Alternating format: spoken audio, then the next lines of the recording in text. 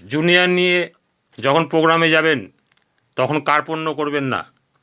আপনার সন্তান, ধরুন আপনি নারী রূপে জন্মেছেন, নারী রূপে জন্মে নারী রূপে যে কাজগুলো করার সেগুলো করেছেন, এখন আপনার নারী থেকে গৃহিণী হয়ে গেছেন, এখন আপনার সন্তান প্রসব হয়েছে, সেই সন্তানকে খাওয়াতে গেলেন, সেই সন্তান খাবে না বলছে, তাহলে সেই সন্তানের খাবার কি আপনি খেয়ে নেবেন? সাবু বার্লি দুধ যাই নিয়ে গেছেন, সন্তান খেলো না, যা তুই খাবি না, আমি খেয়ে নিলাম, এরকম হয় না? ঢেকে রাখবেন যে বাবা খেয়ে নিস, আমি তোকে আবার পরে খাওয়াবো, এখন খাবি না যখন পরে খাওয়াবো।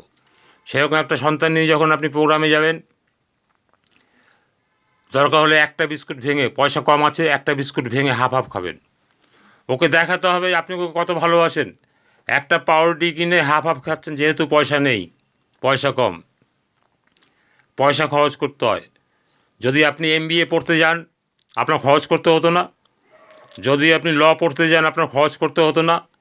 আপনি নেটওয়ার্ক পড়তে এসছেন, নেটওয়ার্ক পড়তে এসে আপনাকে একটু খরচ করতে হবে, তবে অত নয়। MBA পড়ার মতো নয়, ল পড়ার মতো নয়, অনার্স পড়ার মতো নয়, সামান্য সামান্য। কেন? ও বেকার, আপনিও বেকার, আপনি সকার হয়েছেন, ওকে বেকারত্ব দূর করবেন। তাই একটা পাউরুটি কিনে যদি হাফ হাফ খান, এক প্লেট আলুর দম নিয়ে যদি 2 পিস আলু আপনি খেলেন, 2 পিস আলু ও খেলো, তাহলে একাগ্রতা বাড়বে, আপনতা বাড়বে। এই বাড়তি আপনতাগুলো করতে হয়। গলা মুখ শুকিয়ে প্রোগ্রাম করলে হবে না, একটু খরচ করতে হয়। পড়াশুনো করতে গেলে খরচ করতে হয় যেরকম অনেক, সেটা নয়, সামান্য সামান্য খরচ করে আপনাকে আপনার অ্যাসেট তৈরি করতে হবে।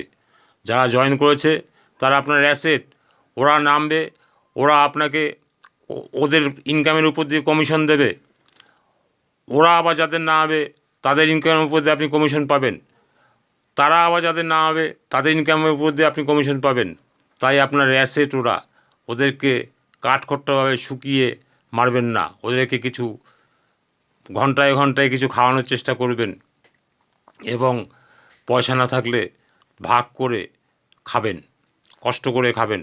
দেখবেন তাতে আপনতা বাড়বে। আপনি যা বলবেন ও মন দিয়ে শুনছে, ও মন দিয়ে করছে, তাহলে আপনারও শান্তি লাগবে, ওরও শান্তি লাগবে, আপনার ডাকে ও সাড়া দেবে। আপনার ওর ডাকে সাড়া দেওয়ার আগেই দেখবেন আপনার ডাকে ও সাড়া দিচ্ছে। তাই আপনাকে সেই রাস্তাটা অবলম্বন করতে হবে। আপনাকে বুঝিয়ে দিতে হবে যে তোমার যে কোনো বিপদ আপদে আমি তোমার ফ্রেন্ড, ফিলোসফার, গাইড, আমাকে যখন তখন তুমি ডাকলেই পাবে, এরকম একটা ভাবধারা তৈরি করতে হবে।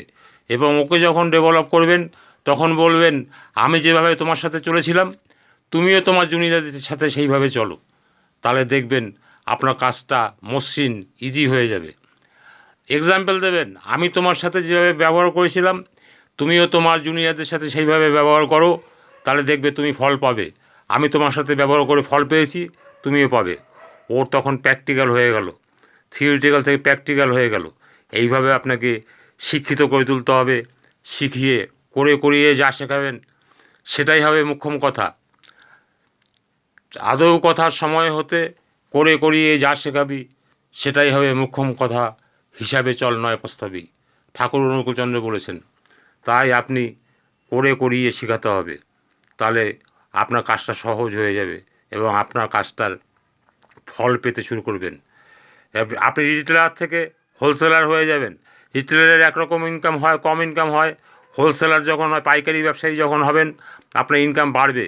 তাই দিনের পর দিন আপনার উন্নতি হবে। আপনি উন্নতির শিখরে উঠে দেখাতে পারবেন, ইয়েস আমার দ্বারা সম্ভব, আমি পারি, আমি কিছু করে দেখিয়েছি, আপনিও করুন, আপনিও পাবেন। এইভাবে আপনি এক্সাম্পল তৈরি করবেন এবং আপনি এক্সাম্পল হবেন।